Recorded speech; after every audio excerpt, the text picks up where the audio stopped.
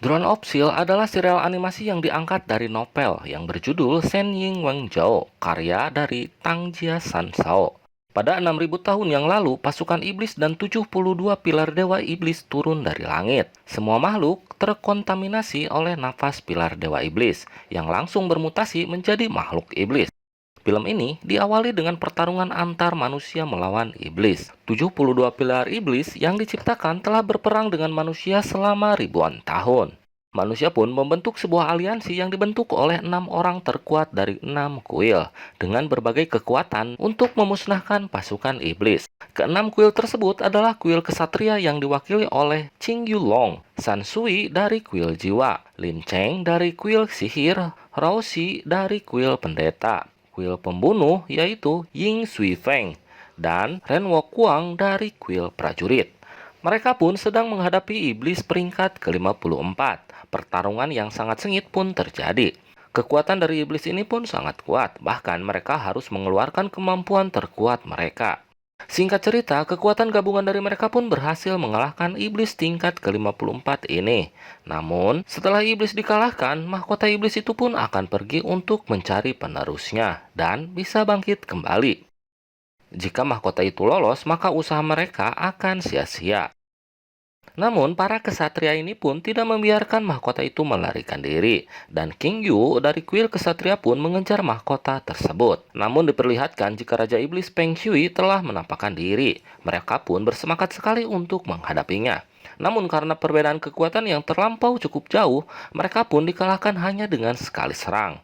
Karena tekad dari King Yu sangat kuat, dia pun membangkitkan tahta segel kesatria dan berencana melawan Raja Iblis seorang diri. Diperlihatkan jika kekuatannya meningkat pesat. Serangan demi serangan pun ia lancarkan kepada Raja Iblis, namun dapat dipatahkan dengan mudah. King Yu pun yang tidak kenal kata menyerah, dia pun menambahkan kekuatannya untuk serangan selanjutnya. Namun hal aneh pun terjadi, Raja Iblis itu pun memilih pergi dan menghindari pertarungan. Dan sampai saat ini pun belum ada yang tahu kenapa Raja Iblis bersikap demikian. Pindah ke bagian lain, diperlihatkan di rumah King Yu, dia pun kehilangan istri tercintanya. Dia bernama Bai Yue, hilang secara misterius dan diperlihatkan juga jika dia pun seperti menjadi tawanan dari pasukan iblis. Dia juga diminta pergi untuk menemui seseorang yang mereka panggil Yang Mulia. Kisah ini pun masih menjadi misteri. Mungkin kebenarannya akan diungkap pada episode selanjutnya.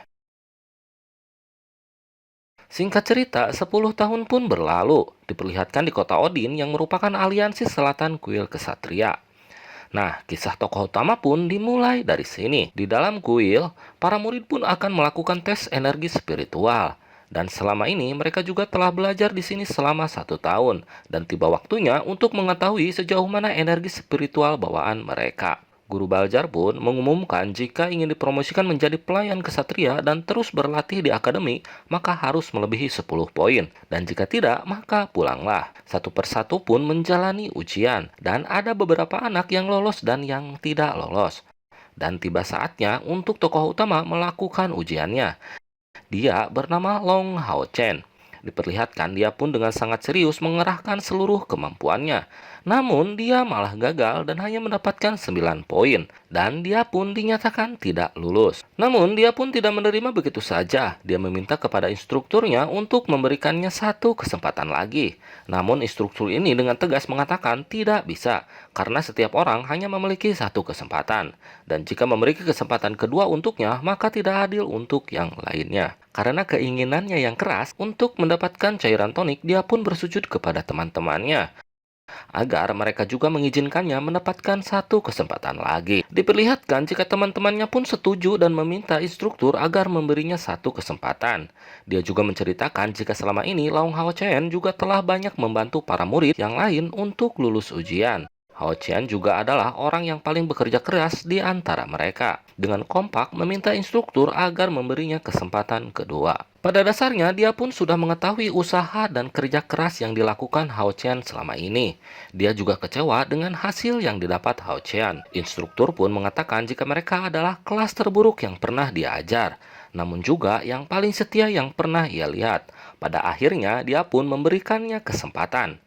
dia bisa melanjutkan ujiannya dengan bertanding melawan Jianhu. Dan jika bisa mengalahkannya, maka akan memberinya kesempatan lagi.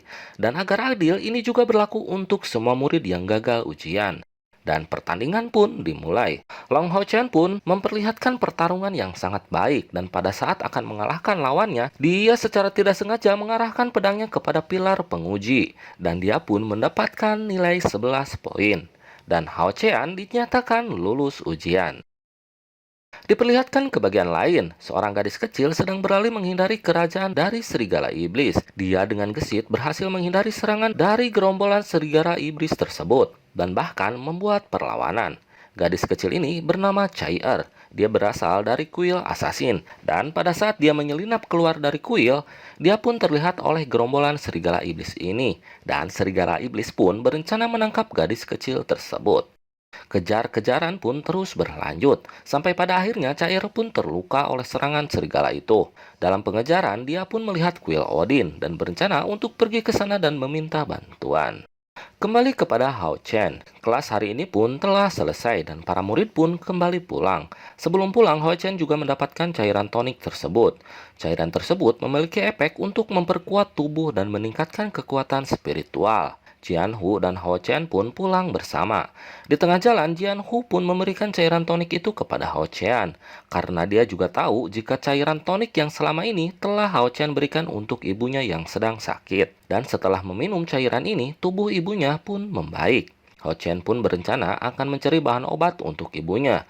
Dia pun menyuruh Jianhu untuk kembali terlebih dahulu.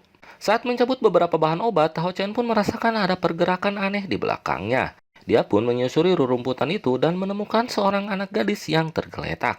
Dia pun mendekati gadis itu, namun Hao Chen malah ditodong oleh gadis tersebut.